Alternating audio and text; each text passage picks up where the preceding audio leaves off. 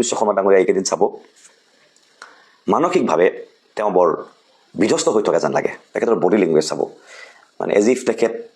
শব্দবিলাক ক'বলৈ বেয়া আনপাৰ্লামেণ্টাৰী নিচিনা লাগে কিন্তু মানে বেলেগ শব্দ বিচাৰি পোৱা নাই মানসিকভাৱে অস্থিৰ বলিয়াৰ নিচিনা হৈ যোৱাৰ নিচিনা লাগিছে যি ঠিক কৈছে অসমৰ মাননীয় মুখ্যমন্ত্ৰী ডক্টৰ হিমন্ত বিশ্ব শৰ্মা ডাঙৰীয়া সঁচাকৈ পলাই যাব নেকি বাৰু এই নিৰ্বাচনৰ ফলাফল প্ৰকাশৰ পিছত নতুন চৰকাৰ গঠনৰ আগে পিছে তেওঁ সঁচাকৈ অসম এৰি পলাই যাব নেকি নে তেওঁৰ ভয়ত মানুহ পলাব লাগিব এই প্ৰশ্নটো যোৱা দুদিন ধৰি খুব চৰ্চা হৈ আছে কাৰণ অসমত বিৰোধীৰ মানে আমাৰ চৰকাৰ অহাৰ সম্ভাৱনা বহুত বেছি বুলি মানুহে ক'বলৈ আৰম্ভ কৰিছে আৰু সেইকাৰণে মানুহে কোৱাকুই কৰিবলৈ আৰম্ভ কৰিছে যে চৰকাৰ অহাৰ লগে লগে বা চৰকাৰ অহাটো গম পাই ঠিক শপত গ্ৰহণৰ আগে আগে মুখ্যমন্ত্ৰী ডক্টৰ হিমন্ত বিশ্ব শৰ্মা ডাঙৰীয়া তেখেতৰ পৰিয়ালসহ অসমৰ পৰা পলাই যাব পাৰে এনেকুৱা এটা সম্ভাৱনা ইতিপূৰ্বে ব্যক্ত কৰা হৈছিল কাৰণ কংগ্ৰেছৰ ডাঙৰ ডাঙৰ নেতাসকলে ইনক্লুডিং ৰাহুল গান্ধী এইটো কৈছিল যে হিমন্ত বিশ্ব শৰ্মা চৰকাৰ পতনৰ লগে লগে আমাৰ চৰকাৰ আহিলে তেওঁ জেললৈ যাব লাগিব সেইকাৰণে তেওঁ অসম এৰি পলাই যাব নেকি এই প্ৰশ্নটোৱে খুব পাকঘূৰণি খাই আছে এইকেইদিন এই কথাটো মই অকণমান দেৰিকৈ আলোচনা কৰি আছোঁ শেষৰ ফালে তাৰ আগতে কেইটামান কথা আপোনালোকক কৈ ল'ব লাগিব আজি হ'ল 11 তাৰিখ চাগে 11 তাৰিখ আৰু এতিয়া নিশা 9 মান বাজিবলৈ হৈছে যোৱাকালি ঠিক এনেকুৱা সময়ত মই ঘৰৰ পৰা আহি আছিলোঁ মোৰ নীলবাগানত ঘৰ তাৰ পৰা আহি থাকোঁতে ভোক লাগিলে ভাবিলোঁ কিবা খাই লওঁ দবকাত আমাৰ কেইখনমান হোটেল আছে ৰাস্তাৰ কিনাৰত তাতে মোগল দৰবাৰ বুলি এখন হোটেল ৰেষ্টুৰেণ্ট টাইপ তাতে খুব ধুনীয়া মাটন বিৰিয়ানী বনায় সোমালোঁ খাবলৈ বহিছোঁ তেনেকুৱাতে ফোন এটা আহিল এগৰাকী খুব ভৰসাৰ মানুহ মোৰ ছিনিয়ৰ আৰু অকণমান জনা বুজা মানুহ অকণমান ডাঙৰ মানুহ আৰু মোক ফোন কৰিলে ক'ত আছা মই ক'লোঁ যে মই এনেকৈ এঠাইত আছোঁ আহি আছোঁ গুৱাহাটী মোক ক'লে শুনা দুটা কথা আৰু খুব নিৰ্ভৰযোগ্য কথা মোৰ হাতত ইণ্টেলিজেন্সৰ ইনপুট আছে আৰু আমি কেইবাজনে এই কথাটো পাতিছোঁ আমাৰ মাজত গতিকে ভাবিলোঁ তোমালোকক কথাটো জনাই থওঁ এক নম্বৰ কথাটো হ'ল ইমিডিয়েটলি এতিয়াৰ পৰাই এলাৰ্ট হোৱা আৰু নিজৰ পাৰ্চনেল ছিকিউৰিটিটো এনচিয়'ৰ কৰা মানে কথাটো এনেকুৱা যে জীৱনৰ নিৰাপত্তালৈ ভাবুকি আহিব পাৰে জীৱনলৈ ভাবুকি আহিব পাৰে সম্ভাৱনা আছে গতিকে তোমালোক কিছুমান মানুহে যিসকলক মানুহে চিনে যিসকল ছ'চিয়েল মিডিয়া মেইন ষ্ট্ৰীম মিডিয়াত ওলাই থকা যিসকলে পলিটিকেল পাৰ্টি এটাত ইম্পৰ্টেণ্ট ৰোল প্লে কৰে সেই মানুহখিনি প্ৰায়খিনি তোমালোক যিবোৰ মানুহ মৰিলে নিউজ হ'ব সমাজত এটা হুলস্থুলীয়া পৰিৱেশ সৃষ্টি হ'ব পাৰে এনেকুৱা মানুহ যিবোৰ আছে আৰু সেই মানুহবোৰ তোমালোক এলাৰ্ট হোৱা ছেকেণ্ডলি তুমি লৰিণক এতিয়াই ফোন কৰা মোক কৈছে তুমি লৰিণক এতিয়াই ফোন কৰা আৰু ফোন কৰি কোৱা যে তেওঁ যাতে ডিব্ৰুগড়ত তোমালোকৰ দলৰ মানুহখিনিক অকণমান ঠাণ্ডা কৰে এইখিনি মানুহে যাতে এনেকুৱা কাম কৰি নিদিয়ে যিটো কামৰ দ্বাৰা ক'ৰবাত ল' এণ্ড অৰ্ডাৰ ছিটুৱেশ্যন এটা ক্ৰিয়েট হৈ যায় যিটো এগৰাকী মন্ত্ৰীয়ে বিমল বৰা ডাঙৰীয়াই কালি অপেনলি ভাবুকি দিছে তেখেতৰ মতে বিমল বৰাই আমাক আমাৰ পাৰ্টিৰ মানুহবোৰক ইনষ্টিগেট কৰিছে যাতে এনেকুৱা এটা ছিটুৱেশ্যন সৃষ্টি হওক কাৰণ তেওঁ কোৱা মতে যে তোমালোক খোৱাংটো জিকিবা আৰু অপজিশ্যনৰ চৰকাৰ অহাৰো মোটামুটি সম্ভাৱনা আছে অপজিশ্যনে 55 পৰা 70খন আসন পাব বুলি কথা ওলাই আছে ইণ্টেলিজেন্সৰো হেনো মানে ইনপুট আছে এনেকুৱা অৱস্থাত অসমত এটা অশান্তিময় পৰিৱেশৰ সৃষ্টি নকৰিলে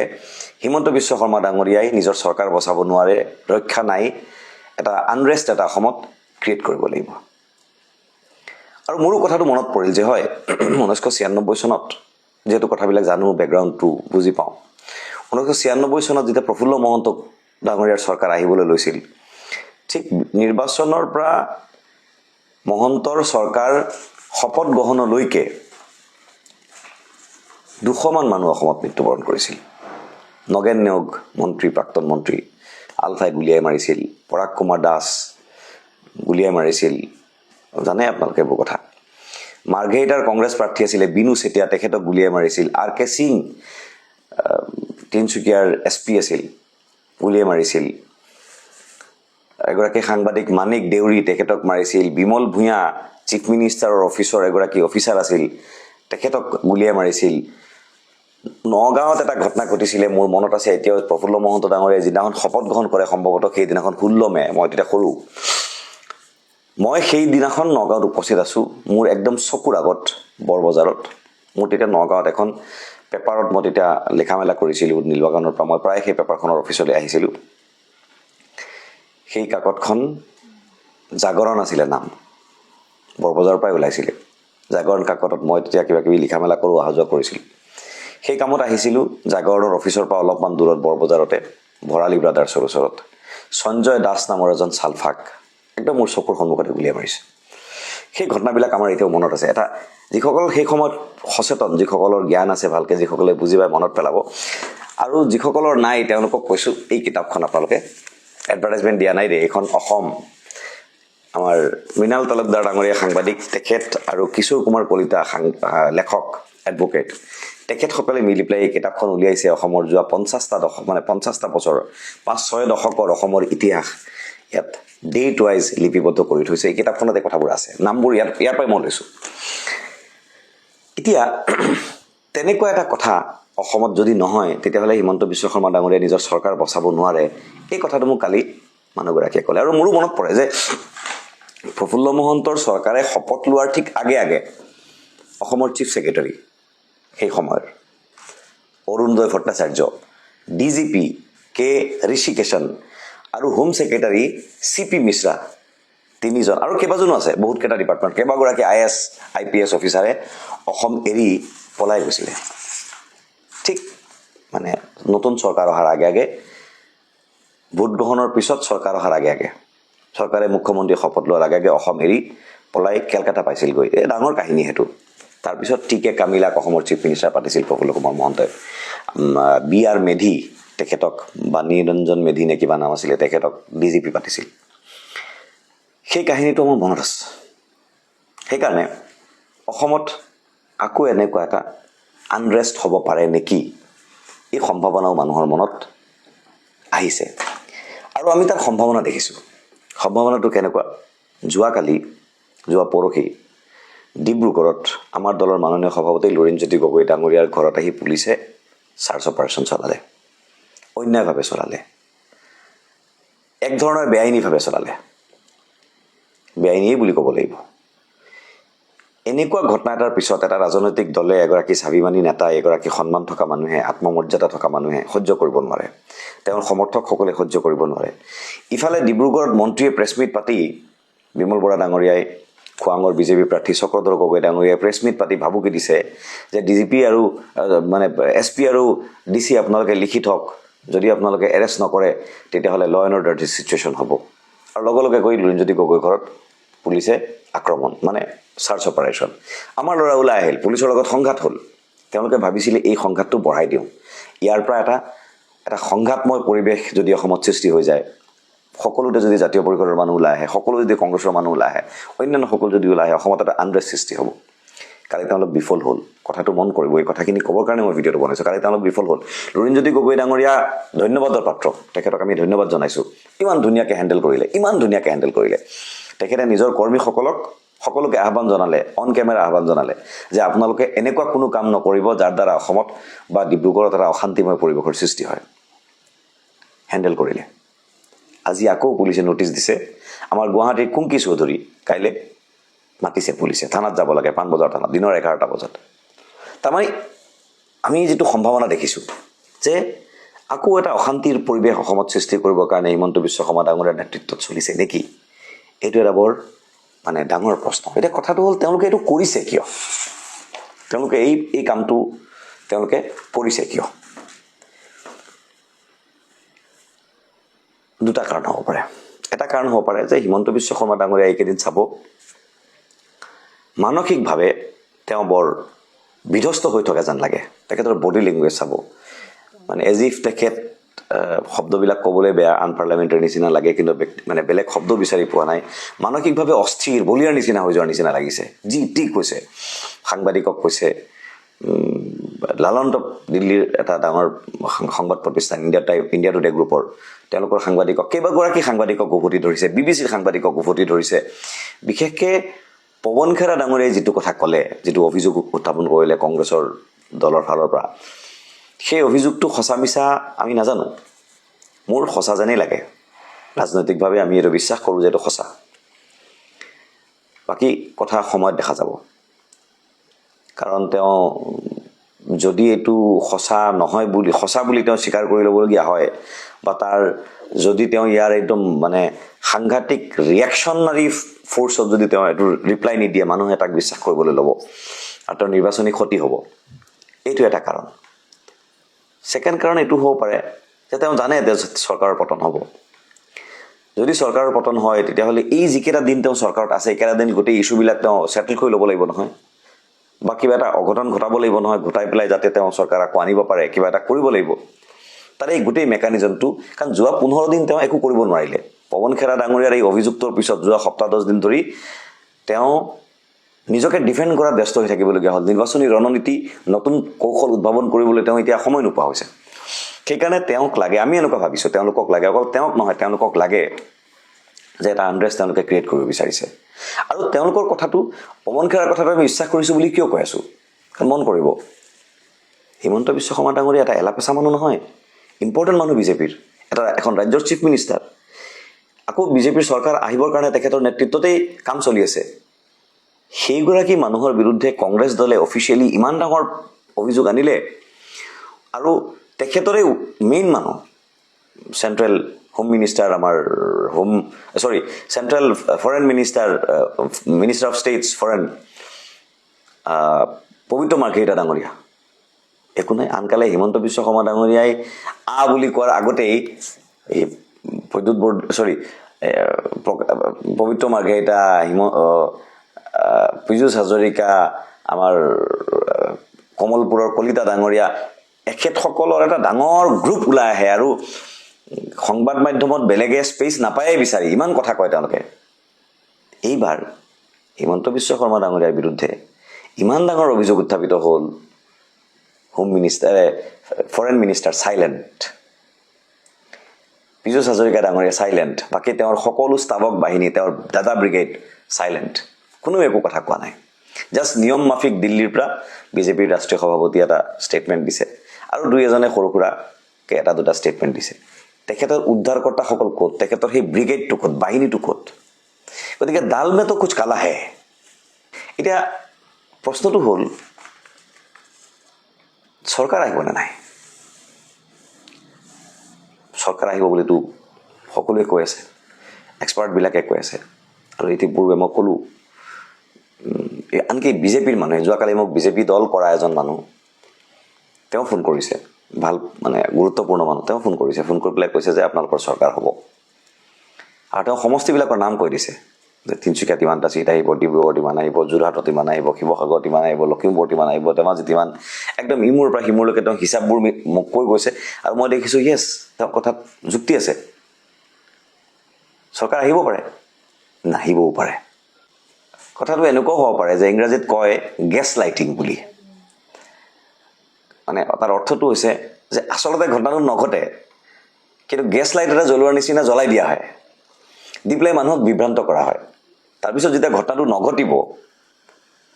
তেতিয়া যোনে ঘটনাটো ঘটাইছে, মানে যোনে বাতৰিটো উলিয়াই দিছে যে এইটো এনেকৈ হ'ব, অথচ প্ৰকৃততে তেনেকৈ নহয়, আৰু বাকী সকলোৱে বিশ্বাস কৰি ল'ব, আৰু তেওঁলোকে সেইমতে উল্লাস প্ৰকাশ কৰিব, আৰু যেতিয়া নহ'ব তেতিয়া সেই মানুহবিলাকক ফুল বনাব, মানুহবিলাকক ক'ব লুক দে আৰ ছাচ ফুলছ। এনেকৈ এটা ছেডিষ্টিক প্লেজাৰ কিছুমান মানুহে লাভ কৰে। হিমন্ত বিশ্ব শৰ্মা ডাঙৰীয়াই তেনেকুৱা ছেডিষ্টিক প্লেজাৰ লাভ কৰাৰ মই বহুত ঘটনা পাইছোঁ। গতিকে এনেকুৱা হ'ব পাৰে যে তেওঁ কথাটো উলিয়াই দিছে, কিন্তু আমাৰ নিজস্ব অংকমতে আমি নিজে যিটো অংক কৰি পাইছোঁ যে হয়, চৰকাৰ হোৱাৰ পূৰা সম্ভাৱনা আছে, বহুত সমষ্টি আছে য'ত 50-50 চান্স, আৰু কিছুমান সমষ্টি নিশ্চিতভাৱে আমি জয় কৰিম। সেইকাৰণে এই ভিডিঅ'টো বনাই আপোনালোকক মই এইটো কথা ক'লোঁ যে চৰকাৰ আহিব নাহিব এইটো আমি এই মুহূৰ্তত নাজানো, ক'ব নোৱাৰোঁ, কিন্তু চৰকাৰ আনিবলৈ হ'লে আমি ইভিএমবিলাক য'ত বন্দী হৈ আছে, সেই জেগাবিলাকৰ ওপৰত আমাৰ ভিজিলেন্স, আমাৰ পহৰাটো খুব ষ্ট্ৰং কৰি ৰাখিব লাগিব। কাৰণ এটা কথা মন কৰিব, তেওঁলোকে বিজেপিয়ে প্ৰতিবাৰ ইলেকশ্যনত প্ৰতিটো ইলেকশ্যনত নতুন নতুন কিছুমান ফৰ্মুলা উলিয়ায় ভোট চুৰি ফৰ্মুলাটো আগত নাছিল নতুনকৈ উলিয়াইছে কৰ্ণাটক ইলেকশ্যনত হাৰিয়ানা ইলেকশ্যনত মধ্যপ্ৰদেশ ইলেকশ্যনত আগতে ইভিএম টেম্পাৰিং আছিল ইভিএম টেম্পাৰিং হয় নে নহয় কৰিব পাৰে নে নোৱাৰে মই নাজানো কিন্তু হিমন্ত বিশ্ব শৰ্মা ডাঙৰীয়া কংগ্ৰেছত থাকোঁতে যেতিয়া তেখেত এমটনৰ চেয়াৰমেন আছিল আৰু এম কে যাদৱ এমটনৰ তেতিয়া মেনেজিং ডাইৰেক্টৰ আছিল তেতিয়া এই কথাটো ব্যাপক অভিযোগ উঠিছিল বিজেপিয়ে অভিযোগ উত্থাপন কৰিছিল বিজেপিয়ে ডাঙৰ অভিযোগ উত্থাপন কৰিছিল আৰু আনকি লালকৃষ্ণ আদৱানীয়ে তেতিয়া সেই অভিযোগ উত্থাপন কৰিছিল যে এমটনৰ আণ্ডাৰত যেতিয়া ইভিএমবিলাক নিয়ন্ত্ৰণ কৰা হৈছিল তেতিয়া এমটনৰ জৰিয়তেই ইভিএম মেনুপুলেশ্যন কৰা হৈছিল বুলি অভিযোগ আহিছিল আৰু বিজেপি দলে অফিচিয়েলি অভিযোগ উত্থাপন কৰিছিল এতিয়া এমটনৰ নিয়ন্ত্ৰণত নাই আৰু প্ৰতি বছৰ ইলেকশ্যনৰ আগে আগে হিমন্ত বিশ্ব শৰ্মা ডাঙৰীয়া অসমৰ বাহিৰলৈ যায় সেইকাৰণে হিমন্ত বিশ্ব শৰ্মা ডাঙৰীয়া ইভিএম টেম্পাৰিং কৰিব পাৰে বুলি মানুহে কোৱাকৈ কৰে হয় নহয় নাজানো এইবাৰ হয়তো তেওঁলোকে নতুন কিবা ফৰ্মুলা উলিয়াব পাৰে নতুন ট্ৰিক তেওঁলোকে নতুন নতুন ট্ৰিক উলিয়াই দিয়ে কৰ্ণাটকত একধৰণে কৰিলে মহাৰাষ্ট্ৰত আৰু একধৰণে কৰিলে বিহাৰত বেলেগ ধৰণে কৰিলে গতিকে অসমৰ ক্ষেত্ৰতো যদি বেলেগ কিবা এটা কৰিব পাৰে সেইকাৰণে সিদিনাখন মই কৈছোঁ ফলদাতা বিভুৰ হাতত হিমন্ত বিশ্ব শৰ্মা ডাঙৰীয়া পলাব লাগিব নে নালাগে এইটো বৰ জটিল কথা বৰ সহজ কথা নহয় যদি আনকি হিমন্ত বিশ্ব শৰ্মা ডাঙৰীয়াৰ চৰকাৰ নাহেও তথাপিও কিয় পলাব তেওঁ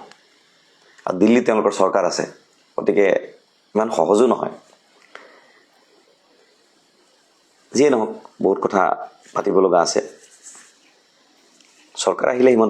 আমাৰ চৰকাৰ আহিলে হিমন্ত বিশ্ব শৰ্মা ডাঙৰীয়াৰ বিপদ আছে এইটো কথা হয় আৰু তাৰ কাৰণে তেওঁ যিকোনো প্ৰকাৰে চৰকাৰখন যাতে নাহে তেওঁৰ যাতে চৰকাৰ ঘূৰাই আনিব পাৰে তাৰ কাৰণে চেষ্টা কৰি আছিল আৰু সেই জালখনত তেওঁ নিজে সোমাই গ'ল সেইকাৰণে তেওঁৰ বিপদ বেছি হ'ল তেওঁ ভাবিছিল আমি যিটো কথা কৈছিলোঁ যে তেওঁ ভাবিছিল 55ৰ তলত থাকক বিজেপি মিত্ৰজোঁট 60ৰ তলত থাকক যাতে নিজে বাৰ্গেনিং কৰি ইফাল সিফাল কৰি পেলাই নিজে চৰকাৰ এখন বনাই ল'ব পাৰে আৰু সেই ট্ৰিকটো তেওঁ কৰিবলৈ গৈ তেওঁ নিজে বিপদত পৰিছে বুলি এক্সপাৰ্টবিলাকে ক'বলৈ আৰম্ভ কৰিছে কি যিয়ে নহওক এইখিনি কথা আজি আপোনালোকক ক'লোঁ যে সাৱধান হৈ থাকিব নিজেও সাৱধান হৈ থাকিম পৰিৱেশটো বিষাক্ত চূড়ান্ত বিষাক্ত এক্সজষ্টিং মই আজি GMCHত গৈছিলোঁ দৰৱ আনিবৰ কাৰণে GMCHত এখন ফাৰ্মাচী আছে জন ঔষধি বুলি তাত 90% প্ৰায় 90% ডিছকাউণ্টত আপ টু 90% ডিছকাউণ্টত মেডিচিন পায় মই মোৰ ঘৰৰ মানুহৰ মেডিচিন তাৰ পৰা লওঁ মোৰ দেউতা মোৰ মা মোৰ নিজৰ মেডিচিন তাৰ পৰা লওঁ বাল্কত কিনিলে বহুত কম পইচাত 5,000 টকাৰ মেডিচিন আপুনি 1,000-1,500 মান টকাৰ ভিতৰত হৈ যায় তাতে মই মেডিচিন কিনিবলৈ গৈছিলোঁ তাতে মই GMCHৰ এগৰাকী প্ৰফেচাৰ লগ পালোঁ মোৰ চিনাকি মোক দেখি পেলাই মাত দিলে মই তেখেতক ক'লোঁ যে মোক সুধিলে আৰু কি কথা মই বোলো কাইলৈ অকণ অসমৰ বাহিৰলৈ যাম এই পৰিৱেশটো খুব বেয়া হৈছে অকণ বাহিৰৰ পৰা আহোঁগৈ একদম এক্সজষ্ট হৈ গৈছোঁ তেওঁ ক'লে যে এই যিটো বেমাৰ এক্সজষ্ট হোৱা বুলি যে ক'লে আপুনি ফ্ৰাষ্ট্ৰেটিং এটা এনভাইৰনমেণ্ট এইটো অকল আপোনাৰ হোৱা নাই আমাৰো হৈছে আৰু আমি GMCHৰ ডাক্তৰ আমি গম পাওঁ এইটো মহামাৰী হৈ গৈছে অসমত এতিয়া আকৌ কৈছোঁ আপোনালোকক এক্সজষ্ট হৈ যোৱাটো মেণ্টেলি ডিষ্টাৰ্বড হৈ যোৱাটো অশান্তি হৈ যোৱাটো চৌপাশে বিষাক্ত এটা পৰিৱেশ হৈ যোৱাটো এইটো অসমত এতিয়া এটা মহামাৰীৰ ৰূপ ধাৰণ কৰিছে চাইকেট্ৰিষ্টবিলাকৰ ওচৰত আপোনালোকে খবৰ ল'ব আৰু যিসকলে ছ'চিয়েল ইম্পেক্ট ষ্টাডিবিলাক কৰে তেওঁলোকক কৈছোঁ আপোনালোকে ষ্টাডি কৰি চাব অসমত এতিয়া মানসিক ৰোগীৰ সংখ্যা এংজাইটিত ভোগা মানুহৰ সংখ্যা বহুত বাঢ়ি গৈছে আৰু ইয়াৰ কাৰণে দায়ী হিমন্ত বিশ্ব শৰ্মা ডাঙৰীয়া আৰু তেখেতৰ চৰকাৰৰ পলিচি হিমন্ত বিশ্ব শৰ্মা ডাঙৰীয়াক ক'ব খুজিছোঁ আপোনাৰ চৰকাৰ আহক নাহক আমি নাজানো আহিবও পাৰে নাহিবও পাৰে আপুনি যদি নাহে অন্ততঃ মই যদি অসমৰ মুখ্যমন্ত্ৰী হ'লোহেঁতেন আপোনাক অন্যায় নকৰিলোহেঁতেন আইনগতভাৱে আপোনাক যি আপুনি অপৰাধ কৰিছে মানে অঘটন কৰিছে যি কৰিছে তদন্ত হ'ব ব্যৱস্থা হ'ব ব্যক্তিগত আক্ৰোশ আপোনাৰ ওপৰত আমি পূৰণ নকৰিলোহেঁতেন আপুনিও ব্যক্তিগত আক্ৰোশত নাযাব হিমন্ত বিশ্ব শৰ্মা ডাঙৰীয়া এইকেইদিন আপুনি অসমৰ মানুহৰ আগত ৰাজহুৱাকৈ যিবোৰ কথা কৈছে অসমৰ মুখ্যমন্ত্ৰীৰ চকীখনৰ মান সন্মান আপুনি ধূলিসাৎ কৰিছে মুখ্যমন্ত্ৰীৰ চকীখনৰ মৰ্যাদা আপুনি একেবাৰে নমাই আনিছে আপোনাৰ নিজস্ব ওজনটো শক্তিটো আপুনি নাইকিয়া কৰি পেলাইছে কাইলৈ আপুনি ক্ষমতাৰ পৰা ওলাই গ'লে যি মুহূৰ্তত আপুনি ক্ষমতাৰ পৰা ওলাই যাব আপুনি জেললৈ যাব লগা হয় নহয় এইটো পিছৰ কথা দেখা যাব সময়ত আপুনি অসম এৰি পলাবলগীয়া হয় নহয় এইটো দেখা যাব পিছৰ কথা কিন্তু মানুহৰ মনৰ পৰা আপুনি একেবাৰে নামি যাব গিৰি যাব হিন্দীত যে কয় গিৰি যাব আপোনাৰ সেইটো হৈ যাব এই কথাখিনি আপোনালোক দৰ্শকসকলক ক'লোঁ মনৰ কথাটো শ্বেয়াৰ কৰিলোঁ মোৰ ভিডিঅ'টো শেষলৈকে যিসকলে চাইছে সকলোকে ধন্যবাদ জনাইছোঁ। যদি মই কিবা ভুল কথা কৈছোঁ, কিবা ভুল তথ্য দিছোঁ, আপোনালোকে যে মোক শুধৰাই দিয়ে নিজকে। সেইটো কথা ময়ো কওঁ যে হিমন্ত বিশ্ব শৰ্মা এসময়ত আমাৰ প্ৰিয় এজন ব্যক্তি আছিলে, এজন ৰাজনীতিবিদ। কিন্তু বৰ্তমান তেওঁ যিখিনি মন্তব্য প্ৰকাশ কৰে এখন সামাজিক মাধ্যমতে হওক বা এনেকৈ সাংবাদিককে আক্ৰমণ কৰি হওক বা কোনো এজন ইণ্ডিভিজুৱেল মানুহকে হওক বা মানে যেনেকৈ হওক, তেওঁ যিখিনি বক্তব্য প্ৰকাশ কৰে সেই বক্তব্য প্ৰকাশ কৰাৰ ধৰণটো বহুত নিম্ন খাপৰ হৈ গৈছে। এজন মুখ্যমন্ত্ৰী হিচাপে একেবাৰে শোভা নাপায়। যিজন ব্যক্তিক আমি বহুতো আদৰ্শ হিচাপে লৈছিলোঁ, আমাৰ অসমক আগবঢ়াই ল'ব, আমি ভাবিছিলোঁ যে হিমন্ত বিশ্ব শৰ্মা নিচিনা ৰাজনীতিবিদ এজন যদি আমাৰ অসমৰ থাকে তেতিয়া আমাৰ অসমখন বহুত আগবাঢ়ি যাব। কিন্তু সেই ক্ষেত্ৰত আমি এতিয়া বহুত নিৰাশাত ভুগিছোঁ। আৰু অসমত যে এতিয়া এটা এই যে কৈছে মহামাৰী এটাৰ সৃষ্টি হৈছে, মানুহ মানসিকভাৱে হেৰি হৈছে, কাৰণ এনেকুৱা এটা পৰিৱেশ সৃষ্টি হ'লে মানুহ মানসিকভাৱে বহুত হতাশগ্ৰস্ত হৈ যায়। আৰু এনেকুৱা পৰিৱেশ সৃষ্টি নহওক। আৰু এইজন ব্যক্তিয়ে যিখিনি কথা ক'লে সেইখিনি কথা মই বহুত ক্ষেত্ৰত একমত হৈছোঁ। আৰু এটা কথা মই ৰিকুৱেষ্ট কৰিব বিচাৰিছোঁ যাতে ৰাজনীতিৰ কাৰণে মানুহৰ যিটো সামাজিক পৰিৱেশ সেইটো যাতে বিনষ্ট নহয়, তাৰে কামনা কৰিলোঁ। ধন্যবাদ।